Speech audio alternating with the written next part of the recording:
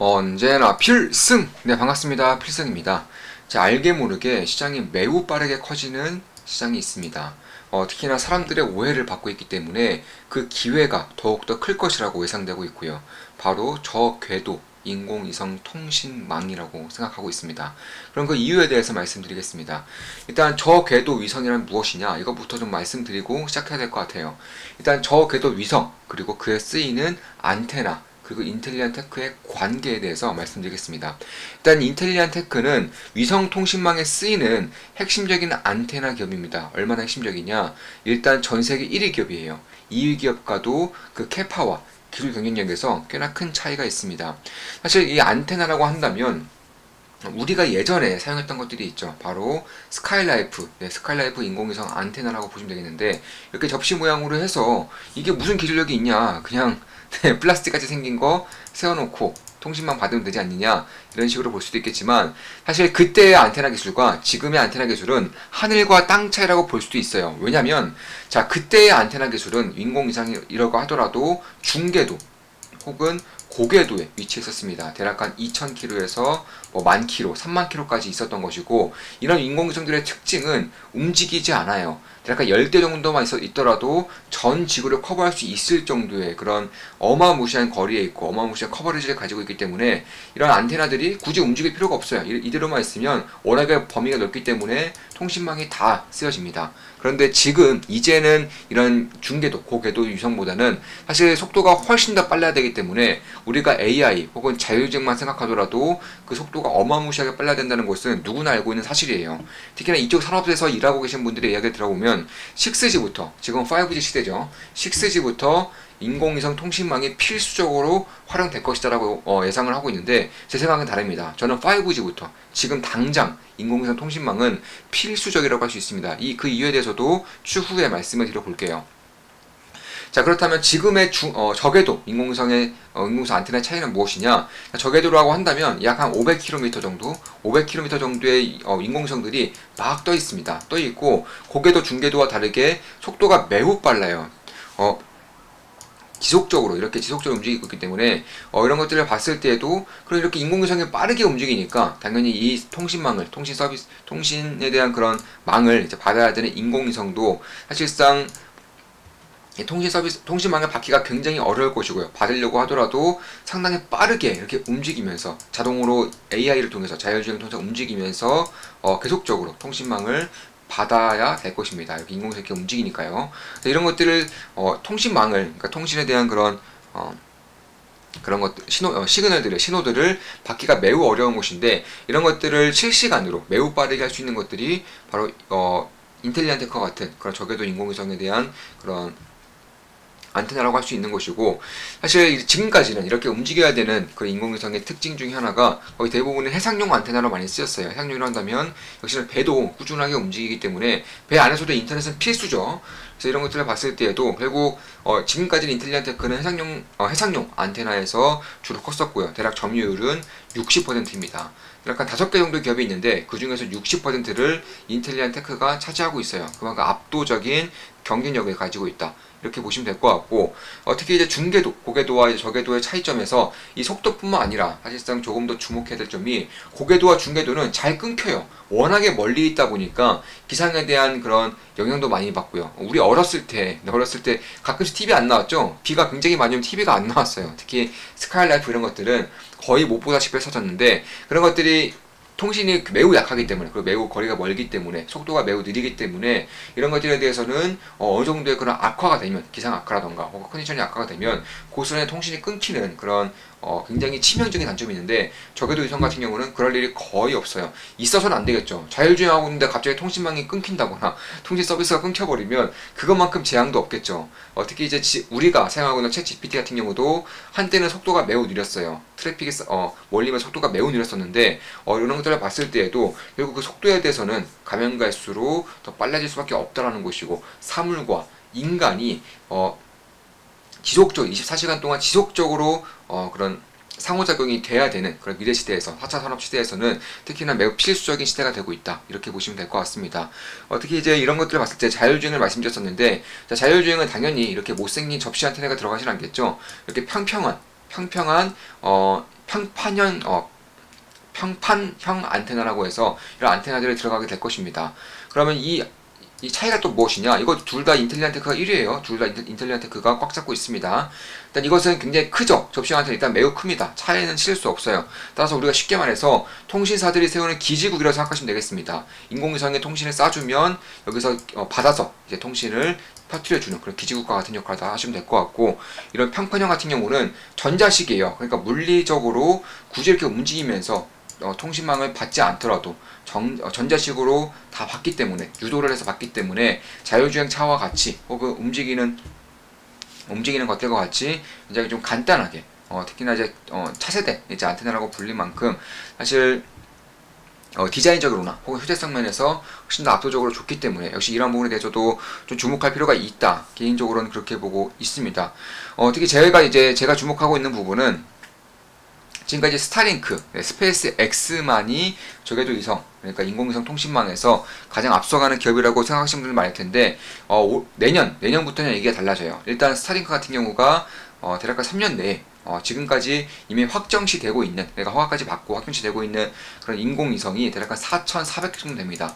이 중에서 이미 2,200개가 발사가 됐어요. 4,400, 그리고 여기서 추가적으로 2,200개가 더 발사가 되면서 4,400개를 쏠 것이라고 확정되고 있어요. 그런데 2위 기업이 어디냐? 2위 기업은 현재는 원앱인데 이제 빠른 시일 내에 아마존이 차지할 겁니다. 아마존 같은 경우는 약간 3,200개 정도, 3,200개 정도의 인공위성에 대한 발사를 이미 확정시했습니다. 그러니까 스페이스 X가 4,400개인데 아마존에 3,200개를 쏜다는 거예요. 따라서 아마존에 대한 그런 움직임, 행보 이런 것들도 반드시 살펴봐야 되는 것이고, 3위가 이제 원앱으로 약 한 650개, 650개를 기록하고 있습니다. 그 외에는 딱히 없어요. 텔레셋도 약간 300개 정도, 이제 300개 정도가 이제 발사 예정이고요. 따라서 사실 스페이스X 스타링크가 이쪽 시장을 장악하는 것은 사실상 불가능해요. 이미 스타링크는 테슬라 혹은 다른 이제 인터넷 서지지 않는 그런 부분에 대해서는 이미 사업을 시작하고 있는 것은 맞지만, 그럼에도 전 지구를 덮을 수 있을 만큼의 인공위성을 쏘게끔 하지도 않을 것이고요. 국가들이 허락하지도 않아요. 왜냐면 스타링크가 미국 기업이죠. 근데 유럽은 이미 유럽만의 그런 판을 꾸리고 있어요. 유럽만의 판을 꾸리고 있고, 그 가운데에서는 원앱이라던가 이런 기업들이 있는 겁니다. 텔레스도 마찬가지고요. 그래서 그런 것들을 봤을 때에도 결국 굉장히 우주에 대한 그런 인공위성 통신망이 굉장히 중요해지다 보니까, 특히 인공위성을 전 지구에 이제 다 뿌려놓게 된다면 빅브라더의 그런 세상이 만들 수 있기 때문에, 사실 각 국가마다 기술력이 되는 기업들 같은 경우는 파이가 나눠질 수밖에 없다는 것이고, 따라서 스타링크 같은 경우, 스페이스X 스타링크 같은 경우는 안테나도 자체적으로 개발을 하고 생산하고 있기 때문에 인텔리안 테크가 딱히 수혜를 볼 수는 없어요. 그런데 제가 주목하고 있는 부분은 그 외의 기업들입니다. 예를 들어서 원앱, 텔레셋, 그리고 유럽의 SES까지 중계도, 고궤도, 저궤도를 만드는 대부분의 그런 인공위성 서비스 기업들이 인텔리안 테크의 안테나를 사용할 가능성이 높고요. 이미 아마존을 제외하고서는 원앱과 텔레셋, SES는 모두 인텔리안 테크의 안테나를 사용합니다. 특히 원앱은 인텔리안 테크 독점이에요. 독점. 인텔리안 테크의 안테나만이 원앱에 사용이 되고 있는 것이고, 추가적으로 제가 보고 있는 것 중에 하나가, 사실 이런 분석을 보고 좀 놀랐어요. 어떤 분석이냐? 우리 멤버분이 이제 분석해 주신 것인데, 5월 9일에 분석해 주신 내용입니다. 지금 보시면, 자, 아마존이랑 계약한다는 루머가 있었는데 최근 유상증자한 이유가 연관이 있을 수도 있지 싶은데, 21년에 이런 인사가 있었네요. 네, 인텔리안 테크 아마존 인사를 영입했죠. 그리고 제가 이제 경쟁력을 감안한다면 충분히 가능합니다. 당연히 가능하죠. 전 세계 1위 기업이 인텔리안 테크인데 아마존이 내년부터 본격적으로 인공위성을 쏘아댈 것이고, 이에 따라서 안테나는 필수적으로 필요한 상황에서 인텔리안 테크를 제외하고 과연 나머지 기업들로부터 제대로 된 안테나를 받을 수 있겠는가에 대해서 저는 아니라고 보고 있는 겁니다. 굳이 독점 벤더가 아니라도 더블 벤더라도 인텔리안 테크가 무조건 들어갈 것이라고 저는 예상을 하고 있어요.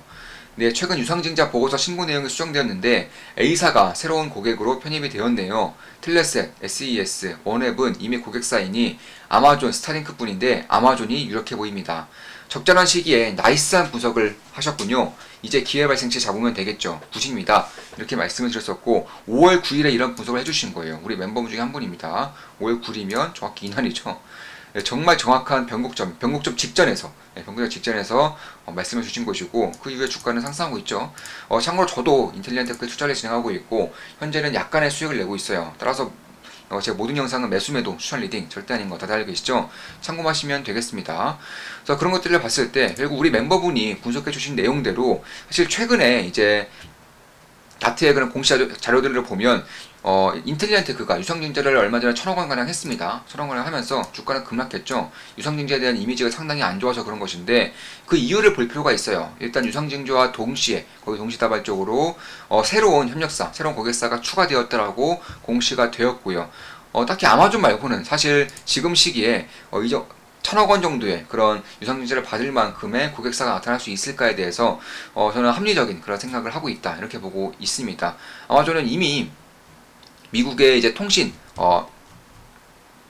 정확한 풀네임이 기억이 잘 안 나는데 통신기관위원회인가? 네, 그랬을 겁니다. 그래서 영어 이름은 FCC, 약자로는 FCC인데 이 FCC로부터 이미 아마존은 허가를 받았어요. 그러니까 3,200개의 인공위성 발사가 이미 정해진 미래이고, 이에 따라서 당연히 안테나에 대한 그런 외주를 받아야 되는 상황인데, 이런 것들 봤을 때 인텔리안테크를 과연 떼놓고 볼 수 있겠느냐. 특히 인텔리안테크가 1,000억 원에 대한 유상증자를 받으면서 특히 올해 이제 1분기에는 실적 발표를 하면서 사실 겉으로만 봤을 때, 숫자만 봤을 때에는 딱히 좋은 실적을 발표하지는 않았어요. 그런데 조금 더 깊숙이 보면 이런 연구개발비, 경상 연구개발비가 급증을 했습니다. 사실 연구개발비가 작년 정도만 나왔더라면 사실상 실적과 이런 것들은 괜찮은 수준으로 상승을 했습니다. 성장을 했음에도 불구하고 연구개발비가 급증을 함으로써 결국 50억 이상의 그런 연구개발비가 쓰이면서 이런 것들을 봤을 때에도 결국 이 아마존의 카이퍼 프로젝트와 협력하지 않았다면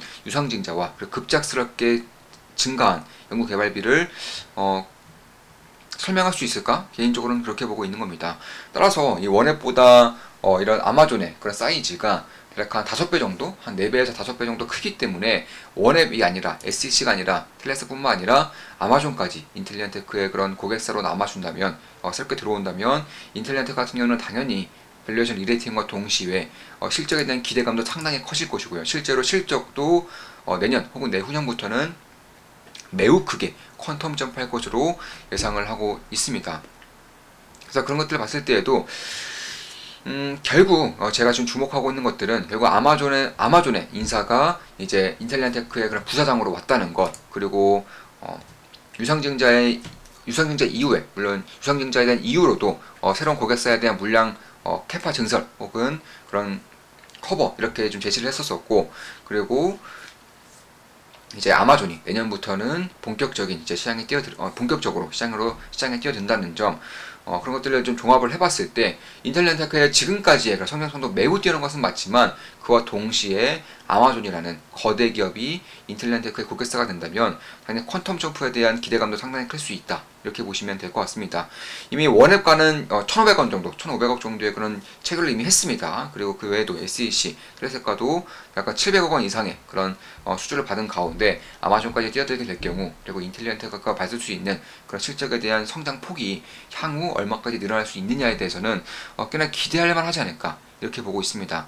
여기 적외도 위성 통신은 6G부터 활용이 될 것이라고 예상이 되고 있는데 사실 그런 것들도 아니에요. 이미 필요로 하는 부분이 꽤나 많아질 겁니다. 왜냐면 일단 아마존이 밝히기를 아마존도 이제 스타링크 다음 가는 그런 기업으로 이제 커질 것이라고 예상이 되고 있는 가운데 아마존이 밝혔어요. 아마존 같은 경우는 거의 무료로, 그러니까 굉장히 저비용으로 인공위성 통신 서비스를 제공해 줄 것이라고 밝혔습니다. 왜 그러냐? 지금 당장 5G, 지금 당장 통신이 필요한 인구수가 굉장히 많기 때문이에요. 그 인구수를 아마존의 서비스, 아마존에 대한 그런 클라우드라던가 혹은 아마존의 광고 서비스라던가 혹은 아마존의 그런 유통 서비스, 이런 것들로 편입이 된다면 사실 아마존에 가져갈 수 있는 성장의 폭이 매우 커지기 때문에 아마존이 거의 공짜로 풀려고 하는 그런 이유가 있는 겁니다. 그럼 왜 그러냐?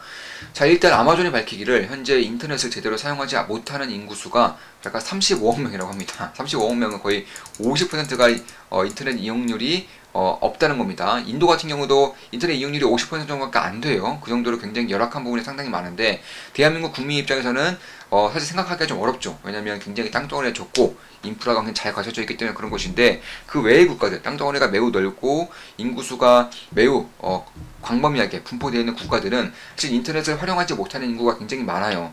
우리가 통신사라고 하더라도 겨우 이 지역에 결국 가구수가 뭐 5가구밖에 안 돼요.